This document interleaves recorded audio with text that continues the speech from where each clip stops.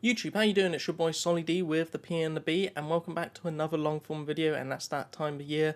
Fantastic Four's out. I've gone and seen it, and it was awesome. This video, I'm going to do a breakdown on what I thought about it, and there's going to be a few spoilers. So if you don't want to listen to them, click off the video. But let's begin. Overall, I liked the film. I thought it was really good. I liked the visuals. I think the cast was good as well. The soundtrack and the story. I think it just fit really nicely as its own standalone piece. And it really showed that the Fantastic Four were a family in this one. I do genuinely believe that the cast of the Fantastic Four on this one was on point, and the iteration of this was just great. I do prefer the cast of this one compared to all the others. I think if I compare it to the previous iterations, I do think they did a better job, and I do love the 2000s movie, but 2025 Fantastic Four First Steps was definitely better. I even think on the press tour, I know it's a press tour and they probably have to act like they love each other, but they do seem like they're genuinely a family, and they just get along so well. So I think all in all, they had a lot of great chemistry and it worked really well. But even every single character was smart in their own way. You know, Reed Richards being the smartest man in the universe, doing what he does best, and everyone questioned whether Pedro Pascal was the right character for this, because, you know, he seems to be creeping up in a lot of movies recently, but he actually was pretty good. I think he was a solid Reed Richards. He was, you know, he was a man who struggled to be a father and the smartest man in the universe. He was trying to work whilst looking after a baby. He is that guy who doesn't know how to have balance in his life, and having Sue and Johnny and Ben there to help him bring that balance back together really helped him, I think. And then Vanessa Kirby as well. You know, she was like the leader of the Fantastic Four, but also a leader for the world, setting up the Future Foundation, being a diplomat for the world for Subterranea with the Underminer. I just realised I said the Underminer. I was thinking of the Incredibles, but the Mole Man and Underminer are so similar. And also conveniently, while we saw the world leaders together, there was not one world leader there, and that was Doctor Doom for Latveria. We also got a panning shot of Latveria and Doctor Doom not being there at the World Council, so he is coming. We know he's coming. I also like how Joseph Quinn was played as Johnny Storm, and he does come across smart in his own way as well. Like in the Chris Evans iteration, I feel like he wasn't that smart. He was just a hotshot and a ladies' man, whereas in this one he was more than that. He is obviously a hotshot and a ladies' man, but he is actually smart in his own realm as well, translating Shalabao's language himself, and talking to her in her own language without Reed's help really makes him shine in his own intellect as well. And then Ben Grimm as well. Same with him. Like in the previous ones, you don't get to really see that he is one of the best pilots in the world and how good of he is as a pilot.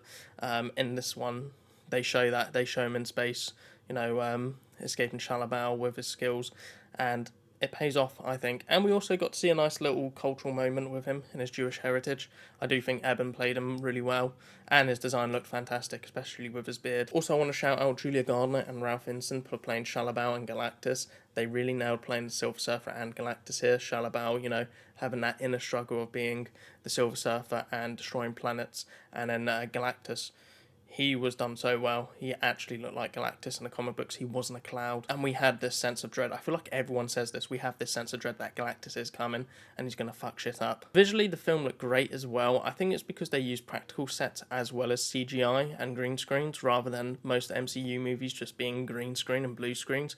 You can really tell that the quality was a lot better. I think it puts a lot of stress just using green screens and blue screens for VFX artists. Having that practical sets really helps, and it added to the retro futuristic look as well. It looked great.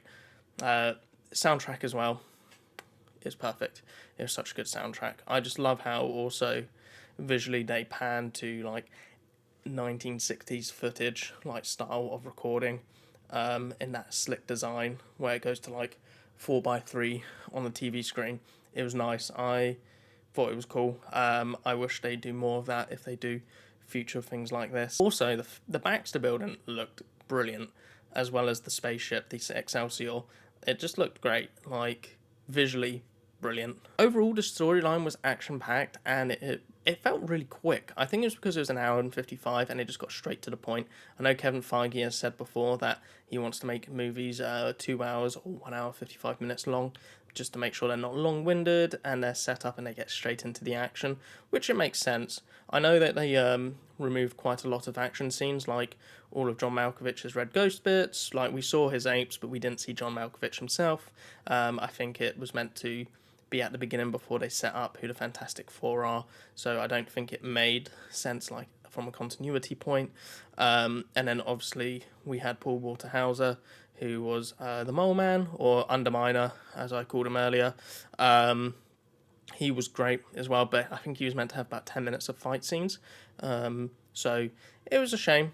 I think that was one of the critiques for me, making sure that it would have been nice to see their powers more and more action scenes, but it was fine. And like I said, it was nice seeing Paul Walter Hauser getting more roles. He's a really good actor. Like, if you haven't seen him in Blackbird, he is phenomenal in that. He's also great as Stingray in Cobra Kai.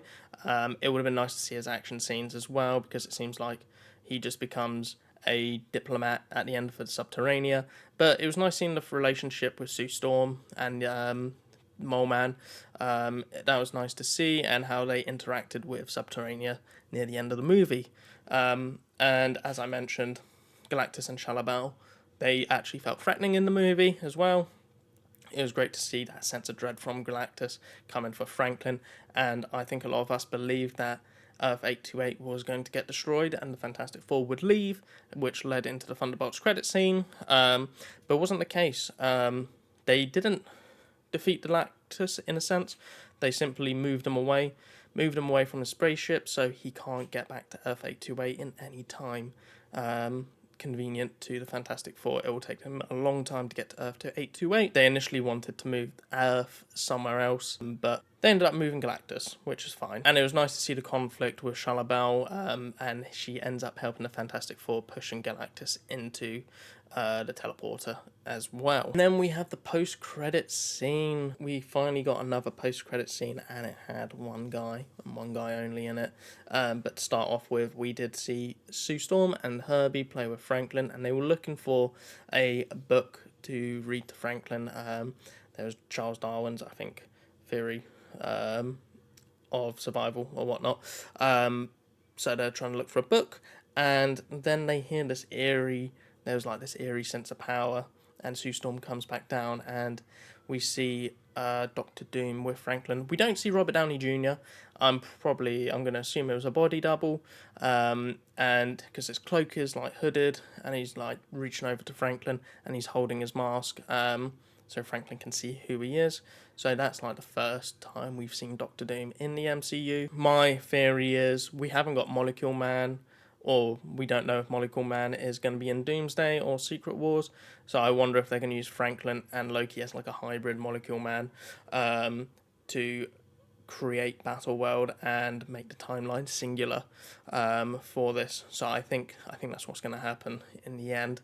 But sadly, we gotta wait till next year for another Marvel movie, and that's Spider-Man Brand New Day.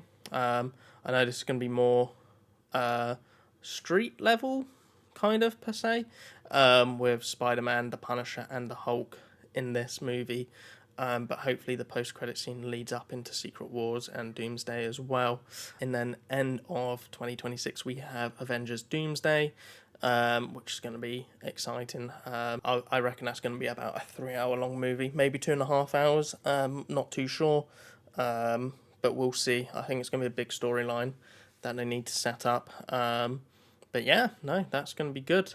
But that's the end of this video. It was just my thoughts on the movie. It was a great movie. I wish they start using more practical sets again, because it just looked a lot more well refined and polished compared to just using CGI. I think now Kevin Feige knows that it needs to be quality over quantity.